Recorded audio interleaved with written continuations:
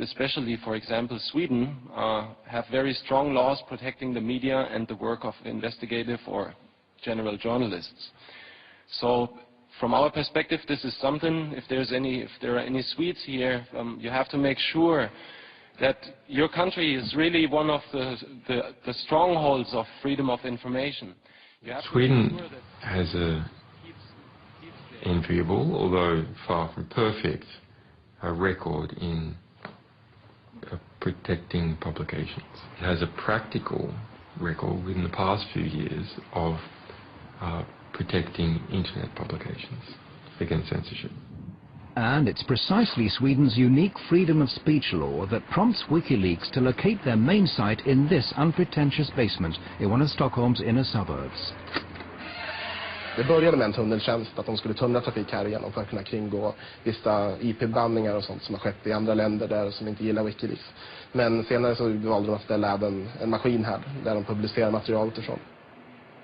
PRQ offer their customers total secrecy. Their systems prevent anyone from eavesdropping either WikiLeaks chat pages or finding out who sent what to who. Vi erbjuder dels anonymitetstjänster, så kallade VPN-tunnlar, där en klient från utsidan ansluter till våra maskiner som sedan laddar ner den informationen de vill ha. Så om någon försöker spåra dem ifrån slutstationen, så att säga, där informationen kommer ifrån, så kommer de bara komma till våra maskiner. Och härifrån så lämnar inte vi ut några uppgifter om vem som hade det IP-numret vid det tillfället.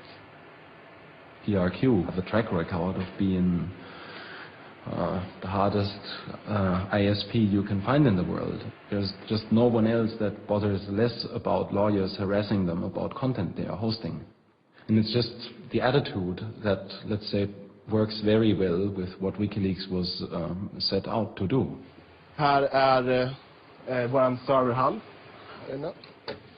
One reason why WikiLeaks need PRQ is that their operations are protected by Sweden's strict freedom of expression laws which PRQ exploit to the full. Vi accepterar allting som faller under, som är lagligt enligt svensk lag. Så accepterar vi precis allting. Oavsett hur omoraliskt eller förkastligt det kan vara i övrigt, så väljer vi att inte göra några moraliska bedömningar. Det är en informationsbomb som står och väntar istället för de konventionella vapnen. Och förhoppningsvis så kan den här informationen på något sätt stoppa några av de konventionella vapnen. Det är min förhoppning. And we aren't talking about any old information. It's from these servers at PRQ that WikiLeaks has, for example, made public a manual from the United States Guantanamo Bay Detention Center. A military manual leaked on the internet is revealing details of the way terrorist suspects are being treated at the U.S. naval base at Guantanamo Bay in Cuba. It tells of the use of solitary confinement and humiliation to break down the detainees mentally.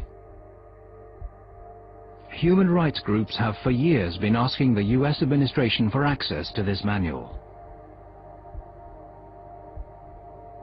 If you censor important material of this type, we're not just going to criticize you. We're going to take the material that you tried to censor and we're going to spray it all over the world, and we're going to stick it in our archives in a way that's never going to disappear. Encourage everyone to get copies of it. WikiLeaks' battle against censorship knows no geographical frontiers. The next step is to publish an internal report commissioned by the multinational trading company Trafigura, who are alleged to have dumped toxic waste in the Ivory Coast that caused tens of thousands of people to seek medical care. The Guardian newspaper was going to produce a big story on this, and as a result they were gagged. The company obtained a secret order in court to gag all the press in the UK from reporting anything related to the content of that report and the fact they had been gagged. In the US, hackers discover that the Republican presidential candidate Sarah Palin is apparently bypassing US transparency laws by using a private email account to conduct government business. WikiLeaks publishes her messages. After just 2 years, the site's made public over 1 million secret documents, but WikiLeaks as an organization continues to be largely shrouded in secrecy only Julian Assange and Daniel Domscheit-Berry appear in public, the latter under the pseudonym Schmidt. Okay, hello everybody. My name is Daniel Schmidt, this is Julian Assange. We're here to make a short presentation about the WikiLeaks project. According to The National, which is something that we are kind of proud, it's one of the last quotes we had, so The National has said that we have produced more scoops in our short existence than the Washington Post in the last 30 years.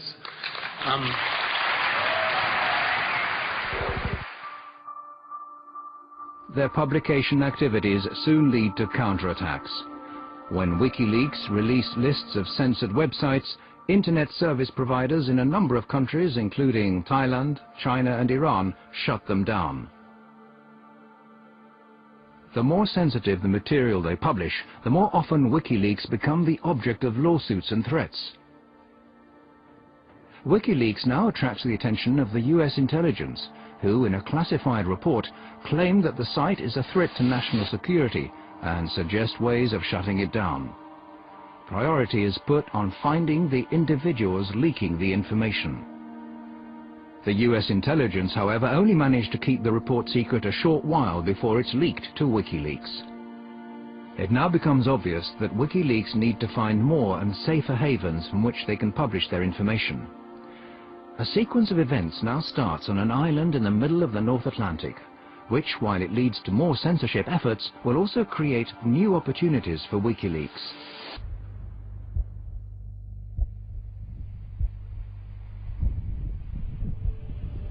October came, October 2008, and the Icelandic banking system imploded. It lost 17/18 of its mass over the course of about a week or two. It was essentially one bank per week went bankrupt. WikiLeaks obtained material that show how Iceland's catastrophic bank collapses were partly due to cronyism or favoritism, carelessness and secretiveness. When this highly detailed document is put out on the net, the bank launches a counterattack. Well, the first time I heard of WikiLeaks was in the beginning of August 2009. I was working as a reporter for the state television when I got a tip that this website had an important document just posted online. The document was the high-exposure loan book for the failed Kaupthing Bank. It was essentially all of the regulators had been derelict in their duties. All of the bankers had been lying about the actual state of affairs. The bank's management react in panic to the revelations and in a desperate move force the Icelandic judiciary to resort to extreme measures. I was the first one actually to break that story. But the bank reacted in a manner that was quite interesting.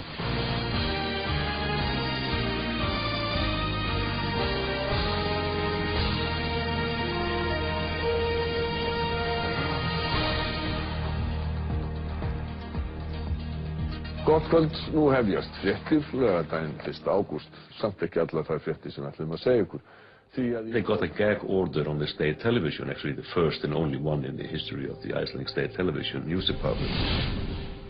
Allir geta nálgast þau á vefsíðunni wikileaks.org, wikileaks.org. The leak lays bare the disastrous effects of the cronyism inherent in Iceland. We had failed as a country because we had not been sharing the information that we needed. We were in the middle of an information famine. That sort of eventually led to this just, let's get the WikiLeaks people here, and then when they were here, we just went, okay, is there anything you want us to do? And obviously there was. Welcome to this program. Thank you. Yes, you mentioned to me the dream that we in Iceland we should become a vanguard of publishing freedom.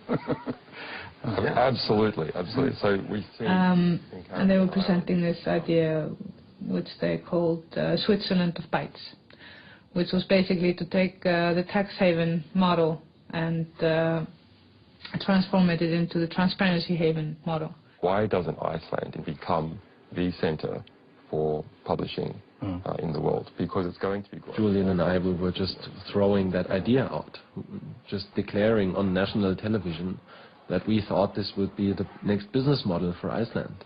So that felt pretty weird. Then realizing the next day that everyone wanted to talk about it.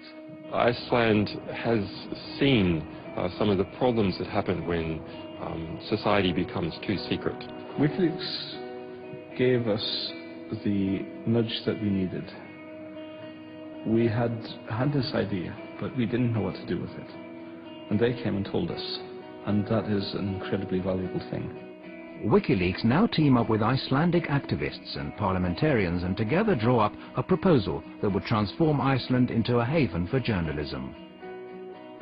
Herbert and I, and Birgir Jónsdóttir, and Rob Konkreip, and Julian Assange, the five of us sat in this hotel room for about 4 or 5 hours and wrote the entire proposal from scratch. The proposal is adopted unanimously by Iceland's parliament. Just getting a bill accepted in the parliament is nearly impossible. And this is actually this is a huge victory for the parliament to have a proposal of this nature passed through the parliament with everybody saying yes. It's also a victory for WikiLeaks, who are now not only using disclosures as a weapon, but also directly influencing freedom of expression laws. The entire hacker world behind WikiLeaks is growing increasingly confident that their visions will lead to an improved society.